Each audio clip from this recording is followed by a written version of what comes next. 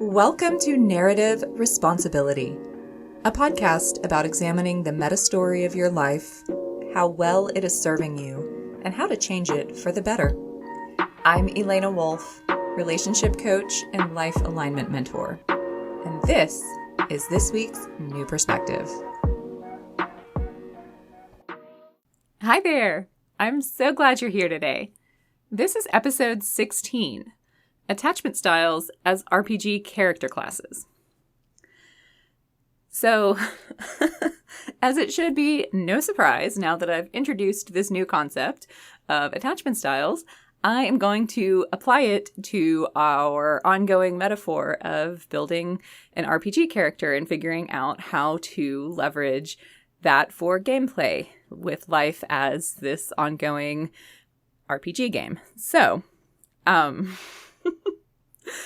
let me establish a couple things for those of you who might not be particularly into tabletop gaming.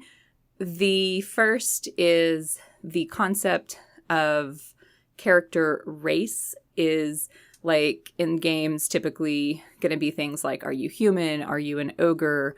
Are you an elf? That sort of thing. And they come with different physical characteristics and capabilities. And the character class is going to be a little bit more like your profession or your, personality in the sense of things like, are you funny? Are you charming? Are you really sneaky? That sort of thing. And there are also in some games the option to include what is your role in the party. So that could be like, are you a leader? Are you the follower? Are you the party's sort of charmer and fast talker? Are you the diplomat? That sort of thing. And I actually have I have a plan for how to talk about all of these different aspects with different sort of systems of understanding the personality or the psyche. And so I felt like the one that adhered closest to attachment style was the character class. And this is because our attachment style very much affects how we show up with the interpersonal relational qualities that most of us think of as our personality type. My actual primary personality type system, the MBTI or Jungian personality types, I think is much more akin to character race in that it describes a way of being in the world and energy capacities and kind of innate preferences for understanding.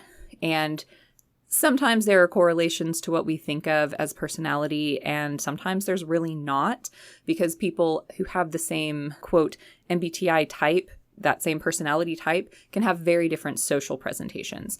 So that'll be a future episode, or really several, because that's a whole system. We're not getting into it today, but just to reassure you up front, I actually have thought quite a bit about how to correlate different personality systems to different aspects of this RPG metaphor, analogy, whatever we're doing with it.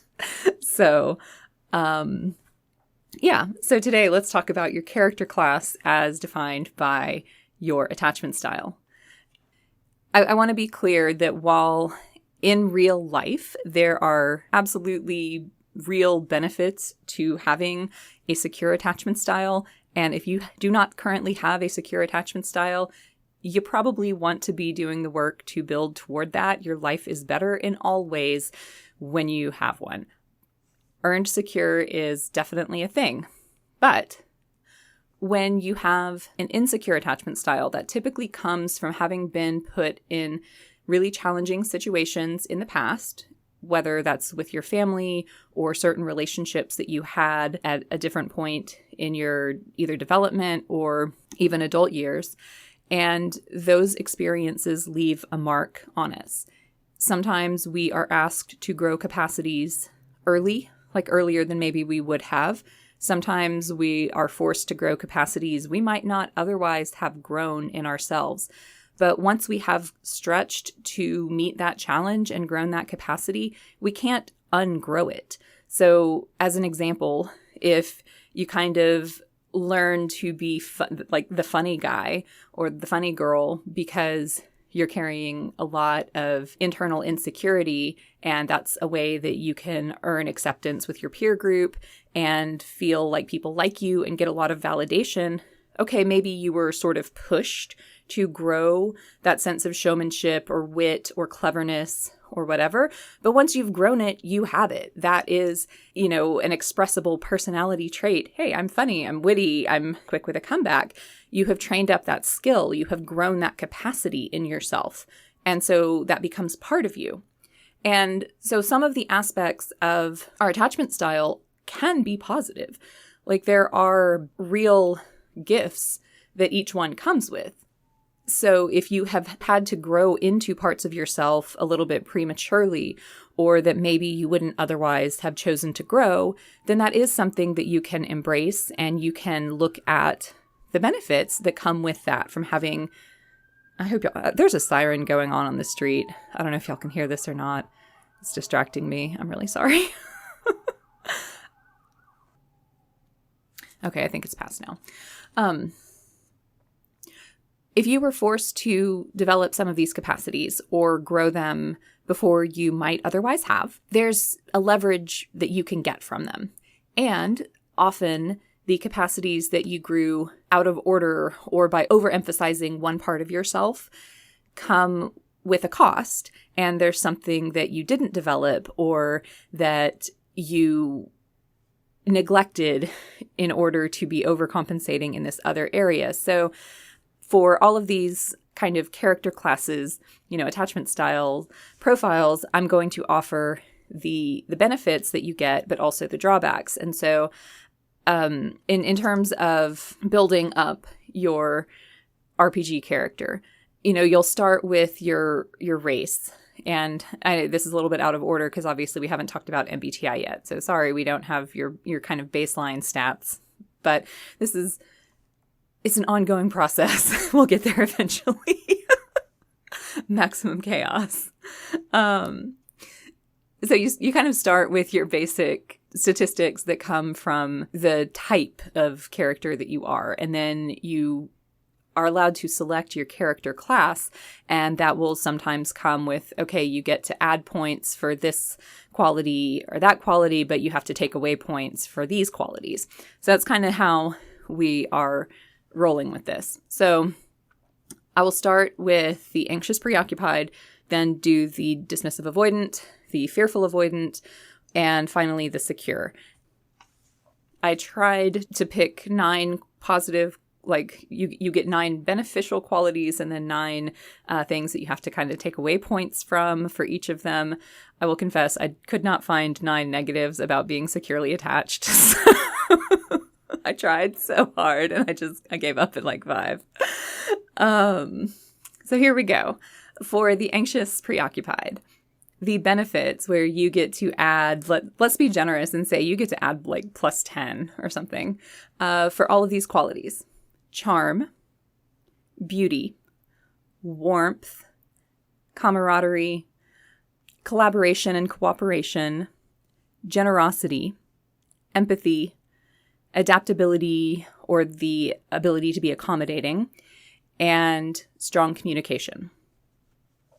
And, if you think about the anxious preoccupied as being someone who is not quite sure of their worth and is really intent upon being pleasing to the other person, they want to make other people happy, they're focused on other people's needs, and feeling like if I give to you, then you'll give to me. And that's, we both get our needs met that way. That's kind of the underlying energy of the AP. And so, they're going to be people who probably are very charming and warm socially. They're very generous and giving of their time and their compassion and their attention to you.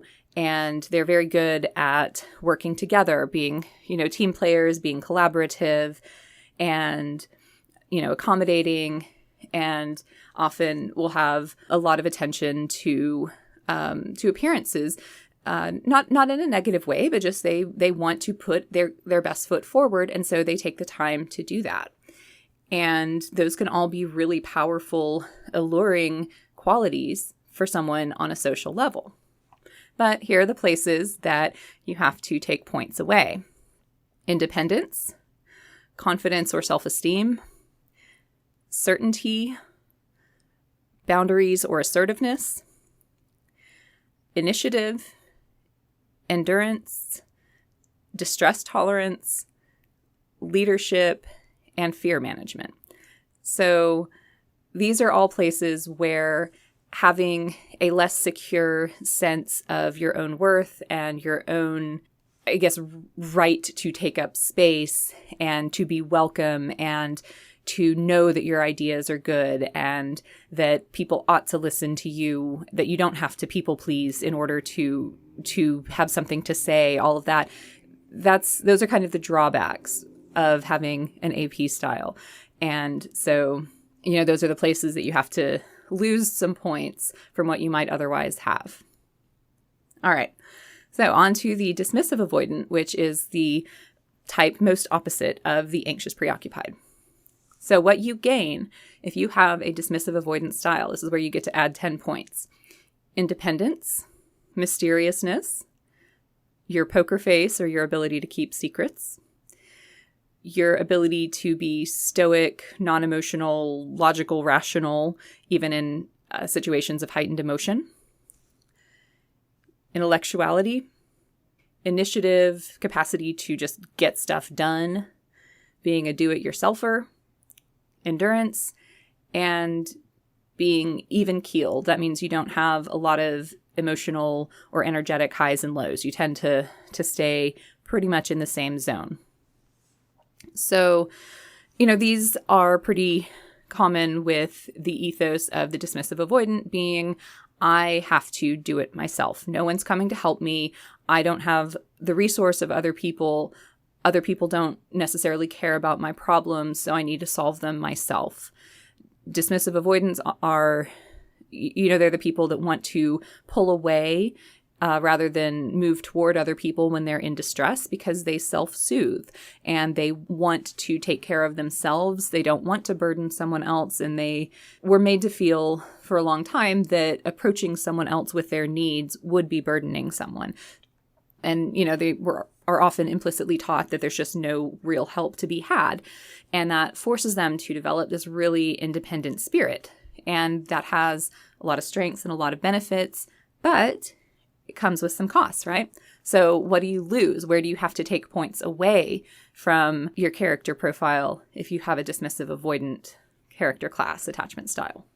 Well, connectedness, emotional awareness, emotional processing, the ability to communicate clearly, the ability to receive from others. You are often less adaptable. You are less interested or good at or capable of teamwork, collaboration, cooperation. You are often aloof or possibly even careless with others' emotions, not intentionally, but it's just sort of the side effect of devaluing emotions and emotional connection in a general sort of way. And finally, you tend to have walls rather than boundaries. So, whereas an anxious preoccupied has poor boundaries, they're not good at saying no, a dismissive avoidant tends to simply have high walls that kind of repel anybody from asking them for anything to begin with, or sometimes even repel people from approaching them to begin with. Okay, so that's the dismissive avoidant. And the fearful avoidant, which is sometimes, or in certain conceptions of attachment style, called the disorganized style, but I think fearful avoidant actually speaks a little bit more accurately to what it is. They're really not a combination of anxious and dismissive avoidant, even though, like, in a way you could say, oh, they're a combination because they swing back and forth between, the anxious behaviors and the avoidant behaviors. But it really is its own profile that kind of comes from a different place. With fearful avoidance, there's often a lot of inconsistency in how they were related to. And so they might have experiences of emotional connection that are really positive. And so they have this draw toward others and toward intimacy, but then they also have experiences where emotional connection went very badly for them. There was betrayal, or there was abuse, or there was a swing back and forth between caretakers being very attuned and then dismissing and neglectful. So they never got to settle into one side. Whereas the anxious preoccupied, could really settle into, I go to other people in order to be soothed and get my needs met, and maybe they go to other people too much, but that was what they did. They went to other people, and the dismissive avoidant was able to just pull into themselves. Well, other people are never available, so I'll just do it myself. The fearful avoidant kind of has both experiences where sometimes if they go to someone, they get a really good reaction and it's great. And then other times there's no one and nothing available, or going to someone was worse than trying to handle it themselves. And so they don't necessarily have a clear path. So what benefits come from having this sort of disorganized or confused orientation to other people and to intimacy? Well, they tend to have very high charisma and, to be really engaging and exciting because they are seeking to attract and to add value to the conversation or to the situation. So that's one thing. You get, plus 10 charisma. They're very perceptive. They have high pattern recognition and sometimes high intuition. They are very adventurous, novelty seeking. They're very curious. They value intimacy and depth of connection. They are very transparent. That is what they look for in their communication. There is an intensity and a passion that they often display, a tremendous amount of presence and focus, and also usually heightened empathy. And all of these kind of make sense if you think about them as kind of being placed in the position, even from small children, where they had to watch the behaviors of the people around them and tune into the emotional tone of the people around them in order to keep themselves safe, in order to know, is this a good time to approach and get my needs met, or is this a time when I need to avoid?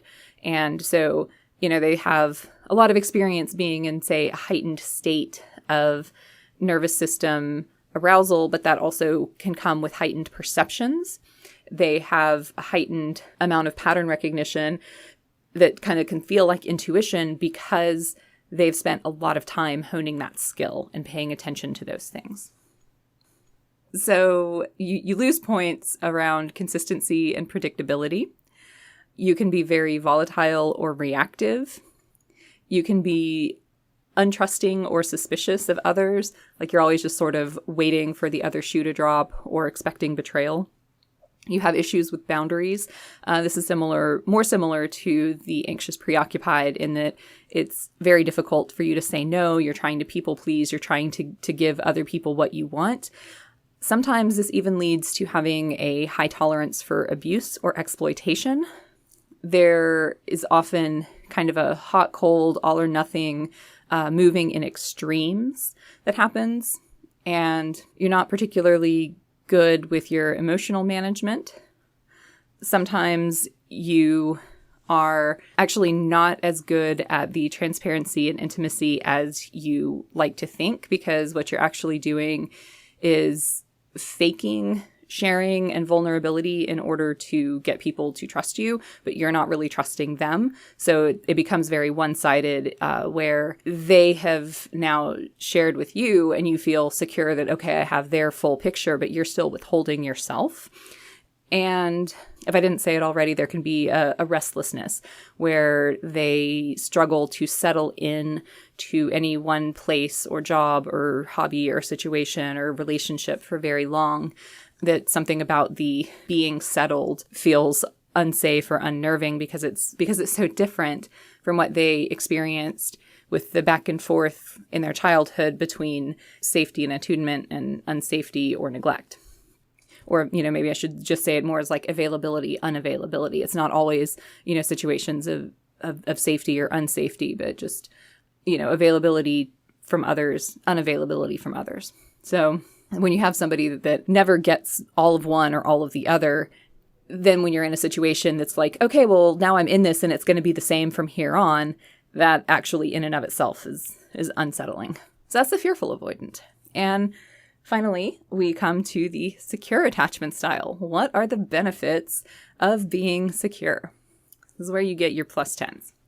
You are stable and dependable, or to kind of put that into one word, you're trustworthy. You're calm and steady and even-tempered. There's a lot of caring and compassionateness here. There's a good capacity for cooperation and teamwork and just general sort of flexibility with different situations. You tend to have confidence in yourself. You tend to be trusting of other people, but this is a trustingness that comes not from like naivete or a need to be around other people, but rather it's that would be more like the AP or the FA trusting the wrong people. But this is more a trust that comes from discernment. There is often warmth and, interpersonal availability or openness. There's good communication. It tends to be more direct and open communication. And there is a sense of good boundaries and balance between the various parts of life and the various parts of yourself and the various needs between, say, you and a partner in a relationship, you and the other person in a relationship. It could also be like a friendship or a work relationship. It's just that capacity to balance multiple things well. So what are some of the things that you lose to be a secure attachment? I did my best. Let's see. Let me count here. Oh, I managed to find 7. Okay.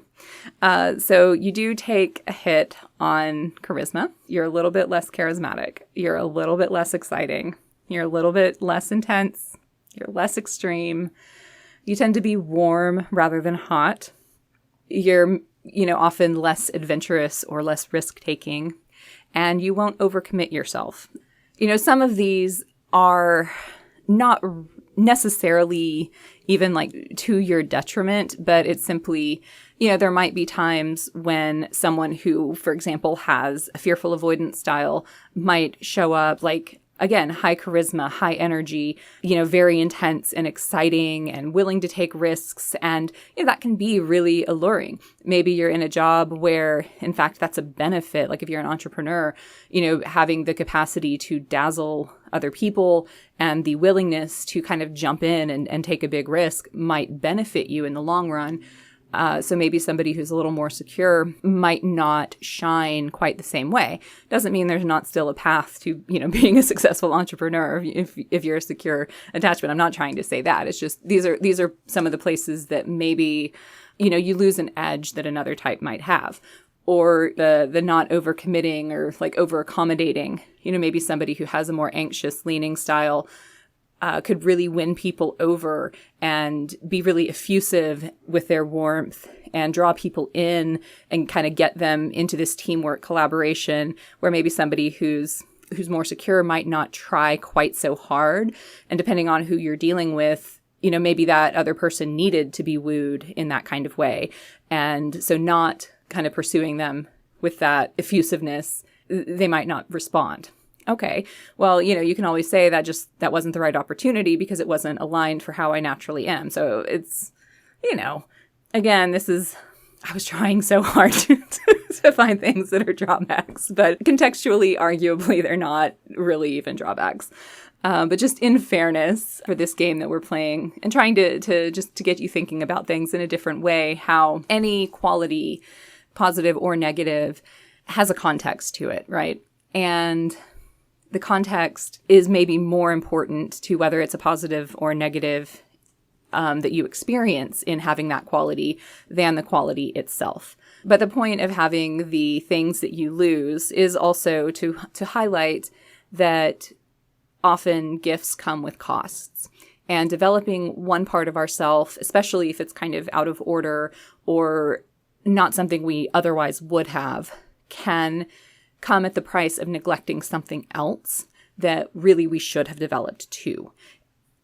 I hope that as you think about your RPG character, this self that you're kind of, I don't want to say constructing, but like this self-evaluation that you are conducting, kind of using this framework and these tools, that you can see how you're able to use what you have for benefits, but then also recognize maybe what it cost you to develop those qualities and think about what you might want to start developing to kind of make up for it.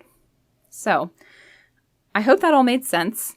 I am definitely thinking about how to create some worksheets for this RPG to kind of make it easier, because obviously this was a lot. I just went over it all verbally, and maybe you were able to recognize yourself in one of the profiles, or another, but that's not the same as being able to sort of see it written out or to have a handout versus something that you have to write by hand, like we're, back in high school or college, taking notes from the professor. Oh my God. And I just realized what a what an old I sound like.